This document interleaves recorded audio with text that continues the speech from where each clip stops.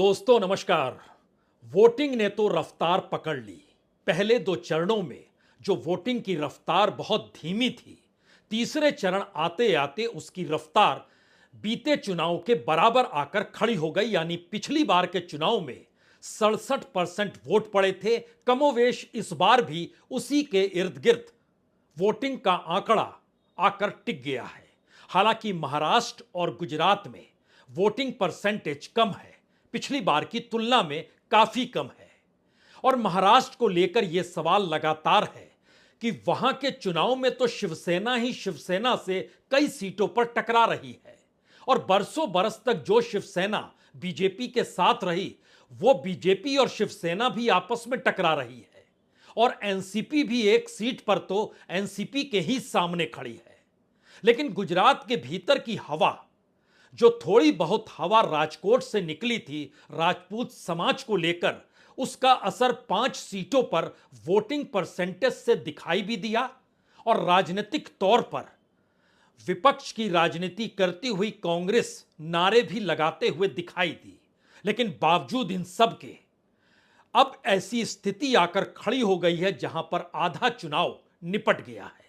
और इस आधे चुनाव के आंकड़े बहुत साफ तौर पर बतलाते हैं कि 2024 का लोकसभा का जो परिणाम होगा, शायद वह किसी एक पॉलिटिकल पार्टी को सबसे बड़े राजनीतिक दल के तौर पर जगह तो दे दे, लेकिन बहुमत के आसरे वह पार्टी चल पाएगी, शायद यह मुश्किल सवाल है। क्योंकि पहले 3 चरणों को अगर मिला दीजिए तो 283 सीटों पर वोटिंग हो चुकी है। इन 283 में से कांग्रेस बहुत पीछे, लेकिन बीजेपी बहुत आगे। बीजेपी 164 सीट बीते चुनाव में जीती थी इन 283 सीटों में से। लेकिन चरण दर चरण जब हम आपके सामने अपनी समूची टीम द्वारा जुटाए गए आंकड़ों के जरिए एनालिसिस कर रहे हैं, तो उसमें तीसरे चरण में एक बड़ा झटका बीजेपी के सामने आकर खड़ा हो गया है। और 3 ऐसे राज्य हैं जो 2019 को रिपीट करने को तैयार नहीं है। उसमें सबसे बड़ा राज्य है कर्नाटक, दूसरा बड़ा राज्य है महाराष्ट्र और तीसरा बड़ा राज्य है बिहार। जी, इन 3 राज्यों की परिस्थिति इसलिए महत्वपूर्ण है क्योंकि बीते चुनाव को अगर आप परखें तो गुजरात, कर्नाटक, मध्य प्रदेश और बिहार तमाम सीटों पर बीजेपी या उसके सहयोगी दल जीते थे 2019 में। इन जगहों में 93 सीट में से 54 सीटों पर इस बार वोटिंग हुई है।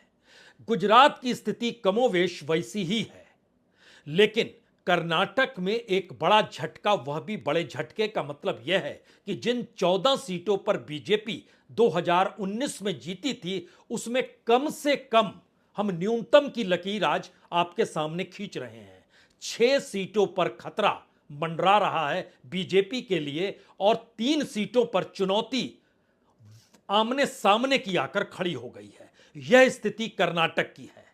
महाराष्ट्र के भीतर जिन 11 सीटों पर वोटिंग हुई है, उन 11 सीटों में से 4 सीट सीधे तौर पर खतरे की घंटी बीजेपी के लिए बजा रही है और 2 सीट ऐसी है जहां पर आमने सामने की परिस्थिति है। बिहार के भीतर की जिन सीटों पर मतदान 5 सीटों पर हुआ है, उसमें से 3 सीट सीधे तौर पर इस बार बीजेपी या उसके गठबंधन, जिसमें एलजेपी है, जिसमें चिराग पासवान अगुवाई कर रहे हैं, वो 1 सीट पर है, लेकिन वह जीत पाने की स्थिति में नहीं है। 1 सीट पर बीजेपी है, वह भी सीट जीत पाने की स्थिति में नहीं है। 3 सीट पर जेडीयू है, उसमें 1 सीट वो गंवा रही है, बाकी 2 सीटों पर चुनौतीपूर्ण स्थिति है। यानी बिहार भी एक झटके में चौंका रहा है। हम राज्य दर राज्य चलें उससे पहले 2 बातों को समझ लीजिए। 2009, 2014, 2019 इन 93 सीटों पर जो बीजेपी की स्थिति थी, वो एक के बाद एक बढ़ती चली गई। 2009 में वो 47 सीटें जीती थी 93 सीटों में से, जिसमें तीसरे चरण में वोटिंग हुई है। 2014 में यह बढ़कर 20 सीटें बढ़ गई और 67 सीट जीत गई और 2019 में 72 सीट जीत गई इन 93 सीटों में से। इस बार एक झटके में 2009 की परिस्थिति से कुछ बेहतर ही बीजेपी कर पाएगी, वह 2014-2019 भूल जाए। क्योंकि वोटिंग पैटर्न खासतौर से इसलिए महत्वपूर्ण है क्योंकि जिस इलाकों में वोटिंग तेजी और रफ्तार के साथ हुई, वहां पर सिर्फ माइनॉरिटी वोट नहीं बल्कि महाराष्ट्र में तो ओबीसी वोट भी मायने रखता है। और ओबीसी का मैसेज विदर्भ से निकलकर आ चुका है और इस बार तो मराठवाड़ा हो, पश्चिमी महाराष्ट्र का हिस्सा हो या कोंकण का हिस्सा हो, वहां पर भी वोटिंग पैटर्न ने दिखलाया कि बीजेपी के लिए क्यों मुश्किल है। और यूं ही शरद पवार और यूं ही उद्धव ठाकरे की मौजूदगी एकनाथ शिंदे और अजीत पवार पर भारी नहीं है। उसके कई कारण हैं और इसका असर बीजेपी पर पड़ा और बीजेपी को लेकर वोटिंग परसेंटेज इसलिए भी कम है क्योंकि बीजेपी जब उद्धव ठाकरे मुख्यमंत्री थे और वहां सरकार थी तो बीजेपी के सांसदों के निशाने तक पर यही लोग रहते थे। लेकिन वही लोग जब शिवसेना टूट गई, एनसीपी टूट गई, तो उन्हीं लोगों में से बहुतों को टिकट दे दिया बीजेपी ने, क्योंकि अपने तौर पर एकनाथ शिंदे के पास उम्मीदवार नहीं थे, बीजेपी अपने उम्मीदवारों को दे रही थी, कई जगहों पर उसने दिया, तो इसका असर तो खुले तौर पर पड़ा। लेकिन यहां पर एक सीट महाराष्ट्र का जिक्र जरूर करेंगे बाद में, सांगली का भी।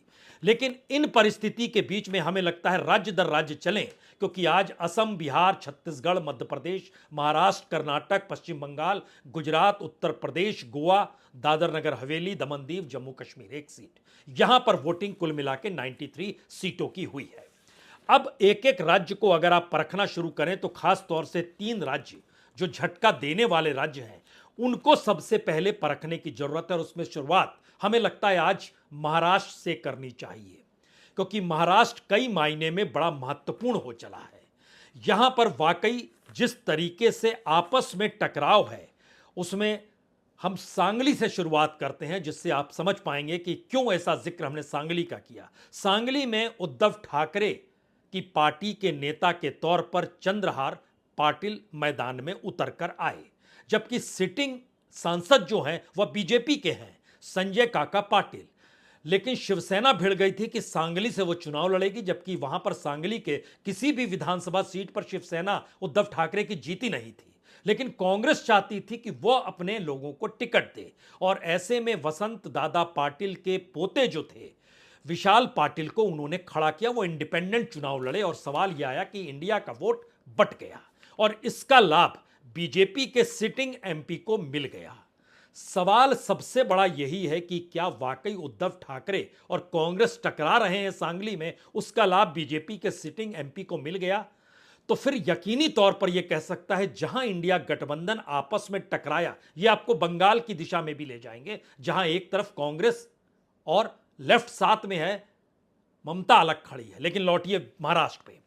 महाराष्ट्र में हमारी टीम ने बोला कि दरअसल इसका लाभ खुले तौर पर बीजेपी के सिटिंग एमपी संजय काका पाटिल को हुआ है, और जो लाभ दोनों मिलकर अगर लड़ते तो जीत सकते थे, ऐसी स्थिति वहां पर खुले तौर पर थी, लेकिन इन्होंने इसको गंवा दिया। लेकिन वोटिंग के वक्त जो सवाल महाराष्ट्र के वोटरों के भीतर था, वह सवाल युवाओं का था, वो सवाल ओबीसी का था, वो सवाल मराठाओं का था, वो सवाल टूटी हुई शिवसेना का था, वो सवाल टूटी और बिखरी हुई एनसीपी का था।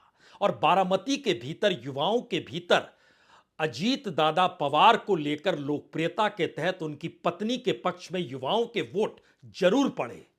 लेकिन जिस लिहाज से शरद पवार ने राजनीतिक जीवन का एक आखिरी चुनाव के तर्ज पर बारामती को देखा परखा, उसमें सुप्रिया सूले का हिस्सा बड़ा भारी लग रहा है, और यह संकेत बहुत साफ है कि इस सीट को वो बचा लेंगी। वहीं सोलापुर में कांग्रेस ने परिणीति शिंदे को खड़ा किया था, जो सुशील कुमार शिंदे की बेटी है। बीजेपी ने यहां चेंज कर दिया था, नए उम्मीदवार को ले आए। लेकिन एक झटके में राजनीति कैसे बदलती है और पारंपरिक सोच कैसे हटती है, यह आपको सोलापुर आने वाले वक्त में 4 तारीख को चौंकाएगा, जहां पर बीजेपी ने चेंज भी अपने उम्मीदवार को किया, फिर भी शायद उसे लाभ नहीं मिल पाया। और यही स्थिति सतारा के भीतर भी, जहां पर उदयन राजे भोसले, लेकिन उनकी स्थिति नाजुक, और एनसीपी शरद पवार के शशिकांत शिंदे स्थिति में मजबूत नजर आए। और कोल्हापुर के भीतर भी जो शाहू शाहजी छत्रपति हैं, जो कांग्रेस की टिकट पर चुनाव लड़ रहे थे, उनके जरिए एक मैसेज था सामने, जो खास तौर से सिटिंग एमपी है, वो एक बड़े ही चुनौतीपूर्ण वोटिंग में नजर आया, जहां पर लगा ऐसा कि 1-1 की स्थिति में आकर यह खड़ा हो गया है। इसके बाद माधा की सीट जो है, जहां पर बीजेपी के रंजीत निबालकर जो सिटिंग एमपी है वो खड़े थे, मोहिते पाटिल बड़ी चुनौती देते हुए, और इसमें कोई शक होना नहीं चाहिए कि झटके में माधा की सीट एनसीपी के शरद पवार वाला हिस्सा जीत ना जाए। और जो हटकांगल की सीट है, जहां पर शिवसेना शिंदे के धैर्यशील माने हैं जो सिटिंग है, और दूसरी तरफ शिवसेना ठाकरे के सत्यजीत पाटिल हैं, यह बड़ा इंटरेस्टिंग चुनाव है, क्योंकि शिवसेना दोनों के कैडर एक वक्त एक साथ चुनाव प्रचार करते थे। इस वक्त दोनों एक दूसरे के खिलाफ थे। लेकिन इसमें यहां पर बीजेपी का वोट बैंक और कांग्रेस का बड़ा छोटा सा हिस्सा, क्या वो ट्रांसफर हुआ या नहीं हुआ, यहां पर आपको समझना होगा। एकनाथ शिंदे की राजनीति को साधने और समझने के लिए उनके साथ सत्ता का रहना जरूरी है। और सबको पता है कि इसी बरस महाराष्ट्र में चुनाव होने हैं, जो आपको मराठवाड़ा और पश्चिमी महाराष्ट्र के हिस्से में खुले तौर पर नजर आने लगा। और मराठवाड़ा की जो लातूर की सीट है, वहां पर सिटिंग एमपी सुधाकर श्रृंगारे जो बीजेपी के हैं, उनके सामने कांग्रेस के शिवानी राव जलसे थे, जिनको चेंज पिछली बार की तुलना में ये चुनौती दे रहे हैं। यहां पलड़ा बीजेपी का भारी है, लेकिन जो उस्मानाबाद पहले था अब धराशिव है, वहां पर शिवसेना के ठाकरे जो हैं वो कहीं ज्यादा मजबूत हैं। एनसीपी के अजीत पवार अर्चना पाटिल के सामने ओम राजे निबांकल ये सिटिंग है, इनका पलड़ा भारी है। लेकिन आप जैसे ही कोंकण के इलाके में जाते हैं, यहां पर नारायण राणे को हरा पाना आसान होता अगर सही उम्मीदवार खड़ा होता। सिटिंग एमपी जो शिवसेना ठाकरे के हैं, विनायक राउत, वही खड़े हुए। यहां की राजनीति थोड़ी सी अलग है और नारायण राणे उसको मैनेज करने में सफल रहे हैं। कह सकते हैं जो भी जीतेगा वो 25 से 50 हजार वोट से ज्यादा नहीं जीतेगा। यह वहां का एक बड़ा साफ एनालिसिस वहां के रिपोर्टर ने दिया है। लेकिन रायगढ़ में एनसीपी अजीत पवार के सुनील तटकरे और दूसरी तरफ शिवसेना ठाकरे के अनंत गीते मैदान में, वह भी सिटिंग एमपी के ठीक सामने। मुश्किल किसे होनी चाहिए, यह आपको रायगढ़ का चुनाव भी चौंका सकता है। इसीलिए हमने कहा कि पहला बड़ा जो परिणाम महाराष्ट्र से निकलने वाला है, यह हो सकता है कि महाराष्ट्र की राजनीति के भीतर जो भी बीजेपी ने राजनीतिक प्रयोग किए, कहीं उसका बोरिया बिस्तर गोल ना हो जाए, ऐसी परिस्थिति नजर आ रही है। इसके बाद दूसरी स्थिति कर्नाटक की है। कर्नाटक के भीतर जो कुछ हुआ और जिस तरीके से हुआ, उसमें बड़ा शानदार शिवमोगा से हमारे पास जानकारी आई कि वहां पर येदियुरप्पा का गढ़ है, बेटे राघवेंद्र को उन्होंने टिकट दिया। दूसरी तरफ पूर्व के जो सीएम है बंगरप्पा, उनकी बेटी को कांग्रेस ने टिकट दिया, और पूर्व डिप्टी सीएम वो बागी होकर मैदान में उतर गए। और इसका लाभ कांग्रेस को जा रहा है या इसका लाभ येदियुरप्पा के पास जाएगा, लेकिन इस पूरी प्रक्रिया के भीतर में रमन्ना के खेल ने कर्नाटक की राजनीति को डगमगा दिया है। इसीलिए बेल्लारी, शिमोगा, दावंगीर, उत्तर कन्नड़, हावेरी, कोप्पल और यहां तक कि गुलबर्गा की सीट भी डामाडोल की परिस्थिति में बीजेपी के सामने है। गुलबर्गा का जिक्र इसलिए क्योंकि यहां पर मल्लिकार्जुन खड़गे की यह सीट रही है। इस बार उनके दामाद राधाकृष्ण चुनाव मैदान में है और लगातार उससे पहले जीतते रहे। 2019 में खड़गे हारे हैं, तो यह सीट छीनेगी। और उसके बाद की जो अलग अलग चेंज किए गए हैं, उस चेंज से लाभ नहीं हो रहा है, क्योंकि बीजेपी ने कोप्पल में परिवर्तन कर दिया, हावेरी में परिवर्तन कर दिया, उत्तर कन्नड़ में परिवर्तन कर दिया, दवांगिरी में परिवर्तन कर दिया, बेल्लारी में परिवर्तन कर दिया। और यह भी जानकर हैरत होगी कि वहां से सबसे ताकतवर वी श्रीमालू, उनकी स्थिति भी जो रिपोर्ट निकल कर आई वह नाजुक है। और बेलगाम का जिक्र तो इसलिए जरूरी है क्योंकि जगदीश शेट्टार यहां से लड़ रहे हैं। जब विधानसभा चुनाव हुए थे तो इन्हें बीजेपी ने टिकट नहीं दिया, तो ये पार्टी छोड़कर कांग्रेस में चले गए, और इस बार वो दोबारा बीजेपी में लौटे और उनको बेलगाम से टिकट दिया गया। वो पूर्व सीएम जगदीश शेट्टार की राजनीति में थोड़ी सी खुशबू आपको नीतीश कुमार की वहां के वोटरों के जरिए समझ में आएगी। तब आप समझ पाएंगे कि जरूरी नहीं है कि जगदीश शेट्टार जीत पाए, उनकी स्थिति भी नाजुक है। तो कर्नाटक दूसरे नंबर पर है जो चिता रहा है। तीसरे नंबर पर चिताने की स्थिति में बिहार खड़ा है। बिहार में पहली बार ऐसा है कि अपने तौर पर, जैसे आप खगड़िया का जिक्र कीजिए, खगड़िया में सीपीएम के उम्मीदवार हैं संजय कुमार, यानी इंडिया के उम्मीदवार हैं। इससे पहले मुकेश सहनी चुनाव लड़े थे, लेकिन सीपीएम का उम्मीदवार राजेश वर्मा, जो लोक जनशक्ति पार्टी जो चिराग पासवान की है, उस पर भारी पड़ा है। पिछली बार अली कौसर यहां पर जीते थे, महबूब अली कौसर, वो सिटिंग एमपी है, उनको बदला गया और इसीलिए खगड़िया की सीट एलजेपी जीत पाएगी, ये इम्पॉसिबल सा हो चला है। और यही स्थिति बीजेपी के भी सिटिंग एमपी प्रदीप कुमार सिंह के सामने अररिया में है। वहां पर आरजेडी के उम्मीदवार शहनवाज आलम है, उनको चेंज किया गया, पिछली बार सरफराज आलम थे। और इस इलाके का समीकरण भी बड़ा साफ है, 45% लगभग मुस्लिम ही हैं, फिर यादवों को जोड़ दीजिएगा तो ऐसे ही 50% के पार चली जाएगी स्थिति। ये एक स्थिति है। यहां पर एक चीज और जरा समझिए, लेकिन यादवों का जिक्र हमें लगता है जब मध्य प्रदेश में आएंगे और उत्तर प्रदेश में आएंगे तब जिक्र करेंगे, क्यों वो महत्वपूर्ण ताकत के तौर पर एक साथ एकजुट बिना बिखरे हुए उभर रही है। मधेपुरा में जनता दल यूनाइटेड के दिनेश चंद्र यादव जो सिटिंग है, यह एक लिहाज से एक चुनौतीपूर्ण स्थिति में है। जो मधेपुरा में है, सामने आरजेडी के कुमार चंद्रदीप हैं, पिछली बार शरद यादव यहां से लड़े थे, हार गए थे, लेकिन मधेपुरा में एक चुनौती है, कह नहीं सकते, लेकिन जनता दल यूनाइटेड का पलड़ा थोड़ा भारी है। सुपौल में लेकिन स्थिति जनता दल यूनाइटेड के जो सिटिंग एमपी है दिलकेश्वर कामत, उनकी बेहतरीन है, यह नहीं कहा जा सकता है। चंद्रहास चौपाल यहां से आरजेडी की टिकट पर चुनाव लड़ रहे हैं और एक वक्त कांग्रेस की रंजीत रंजन यहां से चुनाव लड़ी थी, लेकिन यह भी एक चुनौतीपूर्ण स्थिति के बावजूद आरजेडी का पलड़ा भारी है। और उसके बाद जब आप झंझारपुर पहुंचते हैं, हालांकि झंझारपुर में जेडीयू के सिटिंग एमपी रामप्रीत मंडल को लेकर कहा जा रहा था, जो वोटिंग के डिजाइन में बात आई कि यह मिलते ही नहीं है, लेकिन अब दिल्ली में है और यहां अपनी सरकार है तो कुछ इस पक्ष में थे। लेकिन महत्वपूर्ण यह है कि यहां पर वीआईपी को सीट दिया गया था इंडिया गठबंधन की तरफ से, सुमन महासेठ लड़े थे और वो इसलिए चुनाव हार सकते हैं क्योंकि उनके पुराने संबंध आरएसएस से जुड़े हुए हैं। वो आरएसएस से निकलकर वीआईपी को यह सीट दी गई और शायद इसीलिए यहां पर इंडिया गठबंधन या कहें आरजेडी के वोट ट्रांसफर नहीं होंगे। यह एक स्थिति है। लेकिन इसके बाद आइए असल जगह पे, जो उत्तर प्रदेश के भीतर की स्थिति है। यहां पर समाजवादी पार्टी कमाल कर रही है और कहें इंडिया गठबंधन एक लिहाज से कमाल कर रहा है। मैनपुरी से समाजवादी पार्टी को हरा पाना मुश्किल है। फिरोजाबाद में पलड़ा भारी अक्षय यादव का हो सकता है, यह किसी ने सोचा नहीं था, लेकिन मुकाबला ऐसा हो गया कि अक्षय यादव का पलड़ा यहां पर भारी दिखाई देने लगा। और बदायूं में आदित्य यादव जो शिवपाल यादव के बेटे हैं, उनके सामने बीजेपी के दुर्विजय शाक्य हैं, पिछली बार संघमित्रा मौर्य थी, लेकिन और बीएसपी ने एक मुस्लिम उम्मीदवार को खड़ा किया, मुस्लिम खां ही उनका नाम है। लेकिन बदायूं की सीट भी आदित्य यादव के हक में इसलिए है क्योंकि राजनीतिक तौर पर कल जो हुआ उसने एक झटके में बड़ा संदेश दे दिया। जब मंदिर में पूजा करने अखिलेश यादव गए और पूजा करके निकले तो उस मंदिर को गंगा जल से धोया गया, यानी जो मुस्लिम वोटर के साथ था वही परिस्थिति एक झटके में यादवों के साथ भी आ गई।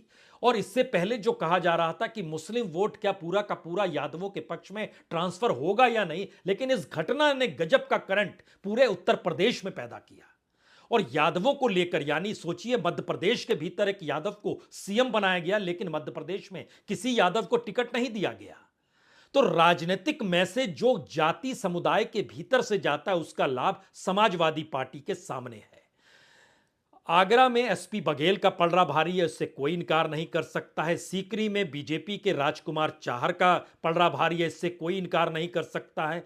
आंवला के भीतर बीजेपी के धर्मेंद्र कश्यप और सपा के नीरज मौर्य टकराते हुए दिखाई दे रहे हैं। एटा में बीजेपी के रामवीर सिंह जो कल्याण सिंह के परिवार के हैं, उनका पलड़ा भारी है, कोई इनकार नहीं कर सकता है। हाथरस में समाजवादी पार्टी के जसवीर वाल्मीकि और बीजेपी के अनूप प्रधान, यहां पर चुनौती की परिस्थिति है, लेकिन जसवीर वाल्मीकि का पलड़ा हल्का नहीं है।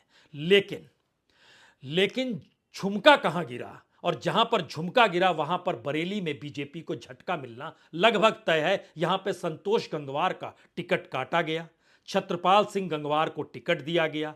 और यहां पे परवीन सिंह एरन चुनाव समाजवादी पार्टी के टिकट पर लड़ रहे हैं। इनका इतिहास जान लीजिए, यही वो शख्स हैं जिन्होंने 2009 में एकमात्र बार संतोष गंगवार को हराया था 9,338 वोट से। वो एकमात्र हार है संतोष गंगवार के नाम। लेकिन जिस लिहाज से संतोष गंगवार की पहचान बरेली को लेकर है, वो शायद झुमके से भी भारी हो।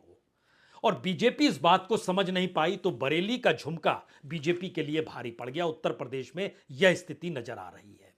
छत्तीसगढ़ के भीतर में खास तौर से 2 सीट, ये 2 सीट इसलिए महत्वपूर्ण है क्योंकि इन जगहों पर खास तौर पे देखिए, दुर्ग की सीट जो बीजेपी के विजय बघेल है और कांग्रेस के राजेंद्र साहू है, इनको चेंज करके लाया गया। सिर्फ यही एक सीट है जिसको बीजेपी अपने तौर पर कह सकती है हवा बहे ना बहे जीत जाएंगे। लेकिन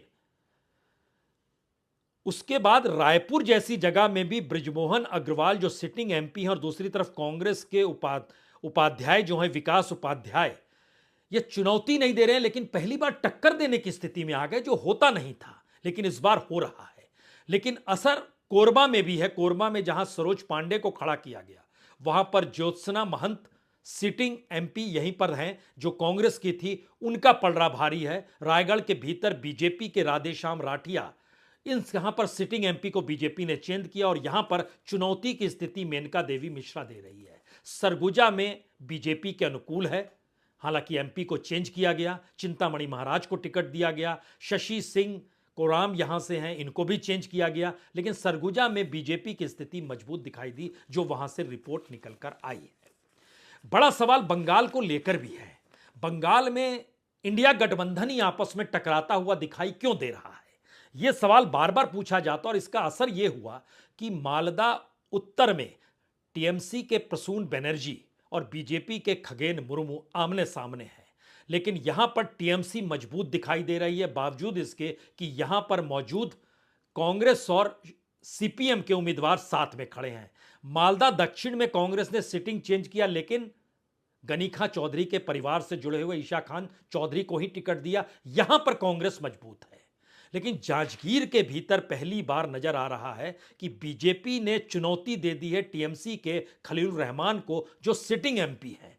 बीजेपी चुनौती दे रही है। और मुर्शिदाबाद के भीतर भी टकराव है मोहम्मद सलीम के मैदान में उतरने के बाद, जो सीपीएम के नेता हैं। यहां पर बीजेपी के गौरी शंकर घोष हैं, लेकिन सिटिंग एमपी टीएमसी के हैं अबू तहिर खान, तो उनके वोट को कट करने की स्थिति में मोहम्मद सलीम सामने आकर खड़े हो गए हैं।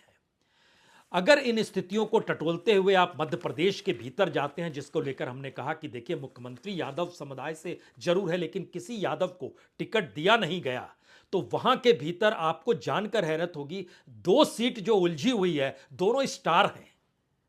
बाकी जगहों पर सीट नहीं उलझी हुई है। विदिशा में तो कहीं ज्यादा मार्जिन से जीतने की स्थिति में शिवराज सिंह चौहान होंगे। लेकिन सोचिए मध्य प्रदेश के भीतर में अगर कहें कि दरअसल वहां पर ज्योतिरादित्य सिंधिया गुना से चुनाव जीतेंगे या नहीं, देखेंगे। यह एक सवाल इसलिए बड़ा है, पिछली बार यहां से बीजेपी के टिकट पर वहां के यादव ने उन्हें हरा दिया था। इस बार उनका टिकट कट गया। यादवों को लेकर जो एक नई राजनीति बीजेपी के भीतर से निकली है, उसने अलग थलग कर दिया है। उनके करीब के लोग, उनके वोटर के लोग जो बीजेपी के साथ हैं, उनके भीतर उहापोह की स्थिति। इसीलिए ज्योतिरादित्य सिंधिया गुना की सीट और दूसरी सीट आप चले जाइए राजगढ़ की सीट, जहां पर दिग्विजय सिंह बरसों बरस बाद लौटे और चुनाव लड़ रहे हैं, उनकी स्थिति भी रोडमल नागर जो बीजेपी के सिटिंग है, पिछली बार 4.5 लाख के लगभग वोट से जीते थे, उनके सामने दिग्विजय सिंह चुनाव जीत जाएंगे, यह कह पाने की स्थिति में हमने तमाम जो जानकारी हमारी टीम ने वहां से ली, कोई कहने की स्थिति में नहीं है। एक ने जरूर कहा चुनौती दे रहे हैं। तो मध्य प्रदेश के भीतर में तमाम सीटों में बीजेपी के लिए फंसी है गुना की सीट और कांग्रेस के लिए फंसी है राजगढ़ की सीट। बाकी जगहों पर अपने तौर पर बीजेपी मजबूत है, वो चाहे ग्वालियर हो, चाहे भिंड हो, चाहे सागर हो, चाहे विदिशा हो, चाहे भोपाल ही क्यों ना हो, यह एक स्थिति है। लेकिन अगला सवाल गुजरात के भीतर का है। गुजरात में पुरुषोत्तम रूपाला ने जो कहा, उसका असर कच्छ में, जामनगर में, सबरकांठा में, बनासकांठा में, तमाम जगहों पर फैलता चला गया। वोटिंग परसेंटेज इसीलिए वहां पर कम नजर आ रहा है। और गुजरात में पिछली बार लगभग 64.5% वोट पड़े थे, इस बार यह घटकर 60-61% पर अटक गए हैं। महाराष्ट्र में भी जो परसेंटेज वोट था पिछली बार 63 64% वोट पड़े थे, इस बार ये 58%, 59% से आगे बढ़ नहीं पा रहे हैं। पश्चिम बंगाल के भीतर भी 2% वोट की कमी आई है, 81 से 79 तक पहुंच गए हैं। और गुजरात के भीतर सीटों पर जीत जरूर जाएगी बीजेपी, लेकिन इसने असर किया और वोट पर असर डाला। और राजपूत समाज के वोट ना देने की परिस्थिति में ऐसा नहीं है कि वो शिफ्ट कर गए कांग्रेस की तरफ, ऐसा बिल्कुल नहीं है, लेकिन इसका असर वहां पर दिखाई दिया वोटिंग देते वक्त लोगों की कमी के दौर में। गोवा में कमोवेश वही स्थिति रहने वाली है। जो नॉर्थ गोवा की सीट थी वहां पर बीजेपी का कब्जा और साउथ गोवा में कांग्रेस का कब्जा। यह स्थिति इस बार भी टूटेगी नहीं। लेकिन आखिरी सवाल असम को लेकर है। असम के भीतर वहां के मुख्यमंत्री जिस तर्ज पर भी नाचें गाएं, जो भी जिन बातों का जिक्र करें, वह इस बार मुश्किल स्थिति में है। और बदरुद्दीन अजमल जो धुबरी से लगातार सिटिंग एमपी के तौर पर रहे हैं, उनके सामने कांग्रेस के रकीबुल हुसैन हैं। और चूंकि एजीपी यानी असम गण परिषद के उम्मीदवार जावेद इस्लाम भी मैदान में हैं, और लगातार कांग्रेस ने इस मैसेज को दिया कि बदरुद्दीन और बीजेपी के भीतर किस तरीके से तालमेल है, और एजीपी चूंकि बीजेपी के साथ खड़ी है, इन बातों का असर वोटिंग पैटर्न पे वहां पर नजर आया। तो बदरुद्दीन अजमल के लिए इस बार की जीत आसान नहीं है। उसके बाद कोकराझार में, कोकराझार इसलिए बड़ा महत्वपूर्ण है क्योंकि यहां पर यूनाइटेड पीपुल्स पार्टी की मौजूदगी है और उनके उम्मीदवार जो हैं उनका पलड़ा भारी है। लेकिन बारपेटा में एक तरफ एजीपी और कांग्रेस, यहां पर कांग्रेस की स्थिति मजबूत है। और गुवाहाटी तक में जो कांग्रेस ने मीरो गोस्वामी को खड़ा किया और सीटिंग चेंज कर दिया, बीजेपी ने अपने एमपी को और बिजली कलिता मेदी को दिया, यहां पर गुवाहाटी तक में बीजेपी चुनाव जीत पाएगी, यह कह पाने की स्थिति में वहां पर लोग नहीं हैं। मैसेज इस पूरे तीसरे चरण से जो निकल कर आया और जो हड़कंप मची हुई है, कुछ देर पहले हमारे पास भी खबर आई कि यह हरियाणा तक पहुंच गई और हरियाणा में निर्दलीय विधायकों ने कहा अब हम समर्थन वापस ले रहे हैं। कांग्रेस ने कहा हरियाणा में भी अल्पमत में सरकार आ गई है। दरअसल जिन सीटों का हम आपसे जिक्र कर रहे हैं, अब आप 283-84 सीट पर आइए, क्योंकि एक सूरत की सीट पर तो वोटिंग की जरूरत ही नहीं पड़ी, उसमें तो चुनाव यूं ही जीत गए। तो 284 सीटों में से 165 सीट जो बीजेपी ने 2019 में जीती थी, अगर तीनों चरणों को आप एक झटके में मिलाएं तो लगभग 50 सीटों का झटका सीधे तौर पर बीजेपी को लग सकता है। और इस बार 20 सीटों का झटका तीसरे चरण में दिखाई देने लगा है। राजनीतिक तौर पर यह स्थिति 3 चरणों को लेकर है, यानी मैसेज बहुत साफ है कि 272 का जो जद्दोजहद 7 चरणों के बाद 4 जून को लेकर हो रही है, और प्रधानमंत्री एक के बाद एक 4 जून को हर किसी की एक्सपायरी डेट बता रहे हैं। उन्होंने उड़ीसा में नवीन पटनायक की एक्सपायरी डेट बताई, उन्होंने आंध्र प्रदेश में वहां पर कांग्रेस वाईएसआर की जो सरकार है उसकी एक्सपायरी डेट बताई, और अब आज उन्होंने भाषण देते वक्त अहमदाबाद में कहा यह 4 जून इंडिया की एक्सपायरी डेट है, इंडिया गठबंधन की। लेकिन 4 जून ये बताने की दिशा में चरण दर चरण जो बढ़ रहा है, उसका मैसेज एक ही है कि 272 के आंकड़े को छू पाना इस बार बहुत ही मुश्किल हो चला है। और वोटिंग का यह पैटर्न बहुत खुले तौर पर बतला रहा है कि आने वाले वक्त में अगर इस हवा ने जोर पकड़ा तो पता नहीं सबसे बड़े राजनीतिक दल के तौर पर या विपक्ष का समूचा गठबंधन कौन सा गुल खिलाएगा, यह हर कोई देखता रह जाएगा। इसीलिए यह डराने वाली परिस्थिति शायद बीजेपी के भीतर मंडराने लगी है। बहुत बहुत शुक्रिया, बहुत बहुत शुक्रिया।